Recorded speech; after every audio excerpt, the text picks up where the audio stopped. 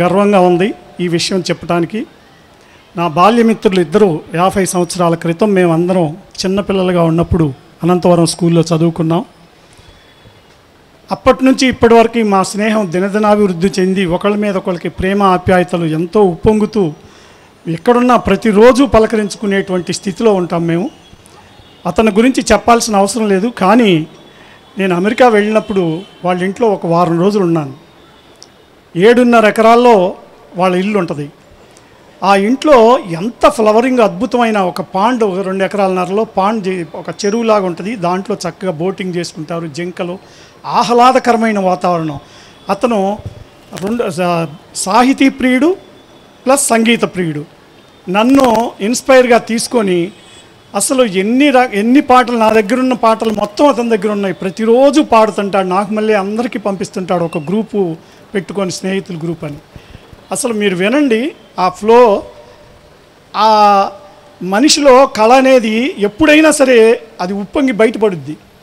దానికి ఒక సమయం సందర్భం అంటూ ఏముండదు.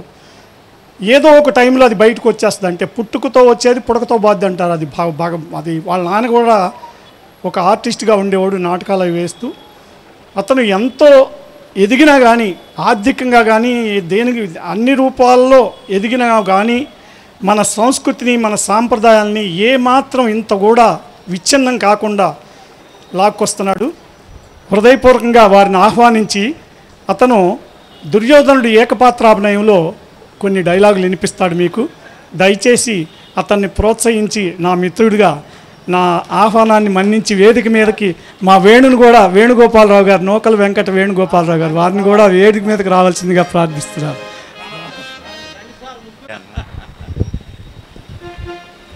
Thank you very much. ఒక పక్క మన ఘంటసాల గారు, ఒక పక్క సుశీల, అండ్ ఇంకో పక్క ఎస్ జానకి గారు.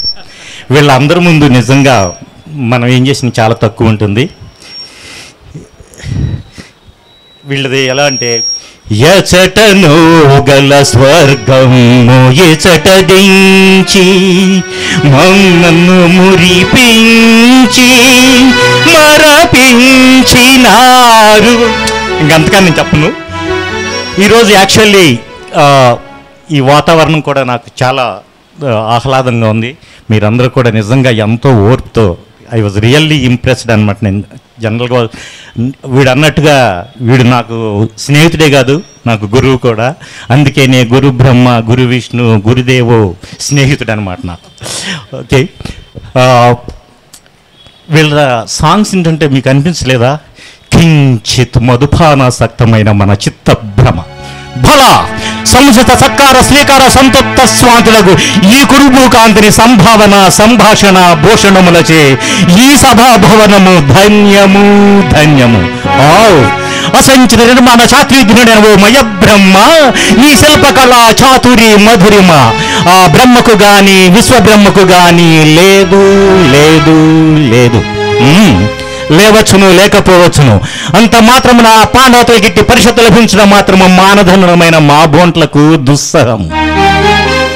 విశ్వంభరావింద శాశ్వత మహేశ్వర్య మహేశ్వరులము కావచ్చు. అఖిల వీణ సాగరనే కళాగ్రత కరగ్రహం నచి సారోహ ముక్త పదం బందిన అందవచ్చు. కానీ ఇటు సభాభవనము మాకు లేకపోవుట మోపలేని లోపం. శత్రుకృతాపచారముల కంటే శక్తిమంతులకు దావానాల సదృశ్యం. ఇంక మేమిన్నుండరాదు. ఏమిది సభాభవనమున ఉద్యానవనమా? ఎంత రమణీయముగనున్నది.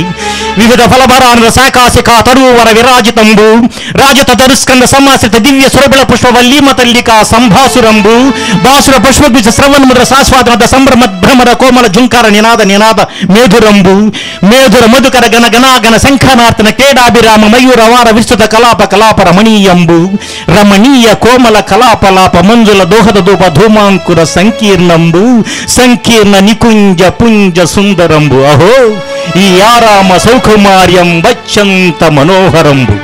దిన దిన అనేక నూతన రామావలోకం రంజిత కౌరవంశవర్ధన మానవ ప్రమాదంబు. ఈ నిష్కటంబు తక్కురులకు అద్భుత దర్శనీయంబుగుట నిర్వివాదాంశం. కాననే మయ సభ అని సామాన్య జనుడి మొదలు రాజకంఠీరముని పర్యంతం ఏకగ్రీవంబగ దీని గురించి వర్ణించుట ఇందలి ఫలకుసుమజాలంను మహదానందమును కల్పించుతున్నవి. కాసారమా ఇది? ఉండి లేనట్లు లేక ఉండినట్లు కనబడుతున్నది. జలాశయమే కాకుండా ఈ బినసూత్రములు శతపత్రాధికములు ఎట్లుండును? సంస్పర్శ మాత్ర నూతన చైతన్య ప్రసాదక విమల వారిపూర్ణ సంపూర్ణంబు మంద పవన చాలనోదత్ కల్లోల మాలిక పరస్పర సంఘటన జయమాన్ మృదోద్ధాన విస్తారాది శ్రావ్యంబు ఆలోల బాల సేవాల జాల లాలిత జంగమోజ్జాన శంఖావహంబు గ్రేవాలంకృత విసుసూత్ర పాళిక సందీపత హంస హంసీ గణ విభూషితంబు వర్ణనాతీతంబు. ఇంకా మేమిందుండరాదు.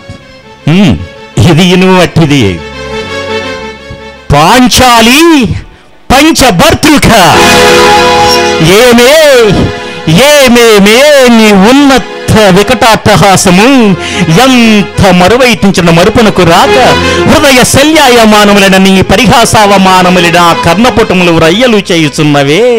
అహో క్షీరా వారాతి జనుత రాక సుధాకర వర్మంశ సముత్తన్న మహోత్తమ క్షత్రియ పరిపాలిత భరత సామ్రాజ్య భౌరేయుండనై నిజ భుజ వీర్య సప్రకంపిత శత్రుదశ పూర్వ సూర్వరేణులు శతసూత్రులకు అగ్రజుండనై పరమేశ్వర పాదాగ్ర పరశురామ సర్వృత్తాస్త్ర శస్త్రాస్త్ర విద్యాపరాయణుడైన రాధేయుడకు మిత్రుండనై మానధనుడనై మనుగడ సాగించు నన్ను చూసి ఒక్క ఆడది పరిచారిక పరివృతయ్యై పగులబడి నవ్వుటయా.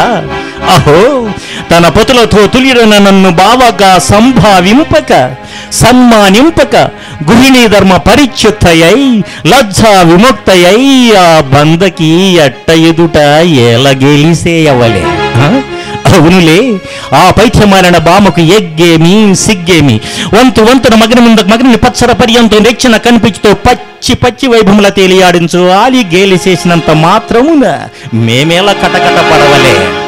ఊరకొక్క ఉచితానుచిత జ్ఞానముతో మోరెత్తి కోతలిడున అని సరిపెట్టుకొందున ఈ లోకము మూగుడుండున దుర్యాజమును సాగించు యాగమని తెలిసి తెలిసి మేమేలా రావలే.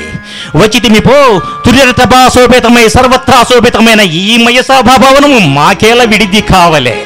అయినది పో అందలి చిత్త విచిత్ర విచిత్ర లావణ్య హృదయంలో నీదులాడు జిగుత్తాపేక్ష మాకేల కలుగవలే.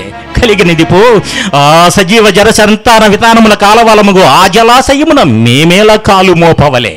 చాలా రోజులు అయిపోయిందనమాట చేసి. విన్నారు కదా, ఈయన అమెరికాలో ఉంటాడంటే ఎవరైనా నమ్ముతారా? 40 సంవత్సరాల క్రితం అమెరికా వెళ్ళాడు. 7.5 ఎకరాలు స్వచ్ఛత కానీ ఆ ఫ్లో కానీ అది భగవంతుడు దారాదత్తం చేసింది, అది మామూలుగా రాదు. సరే, ఇంట్రెస్ట్ ఉండాలి ముందు అవి నేర్చుకోవాలంటే. మేడం గారు ఎంత ఆనందంగా వింటున్నారంటే, రవిశంకర్ గారి మేడం గారు మామూలుగా ఇవాళ అసలు ఈ వేదిక మీద వారిని చూడటం మహదానందకరంగా ఉంది. రాలేదు. ఈ సందర్భంగా వాసవి కన్యకా పరమేశ్వరి దేవస్థానం కమిటీ వారు, మన సెక్రటరీ గారు పూర్ల నరసింహారావు గారు వారిని శాలువతోటి సత్కరిస్తున్నారు. వీరి గురించి మనం ఈ కన్యకా పరమేశ్వరి దేవస్థానంలో నిజంగా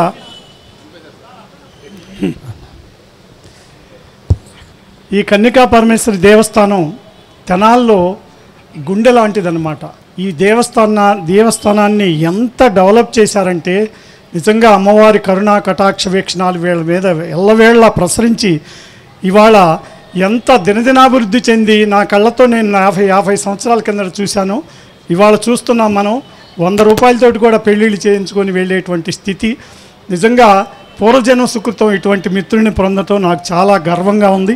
అలాగే కమిటీ మెంబర్స్ అందరి సహకారంతో ఈ గుడిని ఎంత పవిత్రంగా చేసి చక్కగా ఇక్కడ ప్రతి వారం ప్రతిరోజు సాయంత్రం 400-500 మందికి అన్నప్రసాదం పెడుతున్నారు.